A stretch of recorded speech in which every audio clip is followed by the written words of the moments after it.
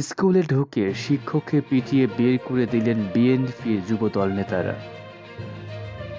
সাতক্ষীরার সদর উপজেলার বল্লী মুজিবুর রহমান মাধ্যমিক বিদ্যালয়ের সহকারী শিক্ষক শফিকুল ইসলামকে পিটিয়ে বের করার অভিযোগ উঠেছে স্থানীয় ইউনিয়ন বিএনপি ও যুবদল নেতাদের বিরুদ্ধে।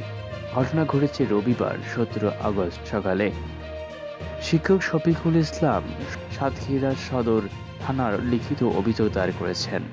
অভিযোগ অনুযায়ী সকাল 10টার দিকে ইউনিয়ন বিএনপির সভাপতি সেলিম আক্তার মন্টু, ছাত্রদল নেতা কামারুজ্জামান সবুজসহ 10-12 জন লাঠিসোঁটা ও রড হাতুড়ি নিয়ে বিদ্যালয়ে প্রবেশ করে।